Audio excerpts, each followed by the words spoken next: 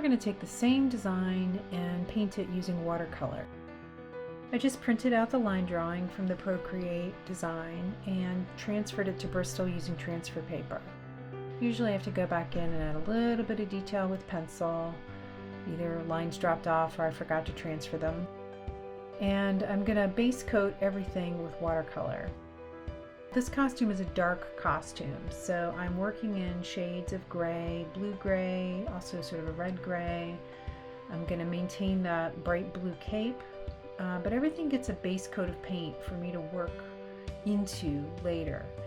This is a really good way of just keeping the whole show designed at the same level. So if I were designing a show and this was one of many costumes, I would actually get everything to this same level of base coated color and then look at the whole show and see if there needed to be any color correction before I start to invest a lot of time into adding more detail, because that's actually what takes more time.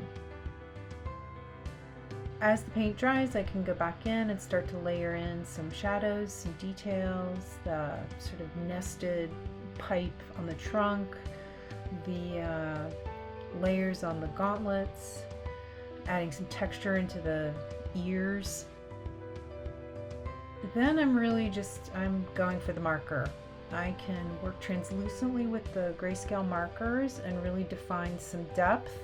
Because it's translucent, no matter what color is underneath of it, I can really introduce different values just by using the marker. If this was a lighter costume, if this was a white or pale color costume, then I could kind of invert it and use the white of the paper instead, and then work on pale grays on top. Then to bring back the highlights, I'm using white charcoal. You could use colored pencil, you could use whiteout, or you could use masking fluid and protect areas that need to be bright white, but usually I just find it to be a lot faster to work those highlights right on top of it.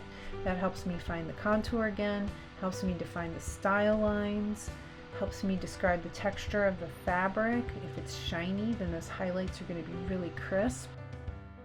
And I want to make sure I'm defining what is in front of something or behind something, how the layers are coming together, and go back in just to describe those details. I'm going to neatly label it. If we were able to swatch it, you would neatly put some swatches on it. And because I have the space, I'm actually going to do a quick little back view that describes how the headdress works, so the ears attached to the helmet and stabilized on the back.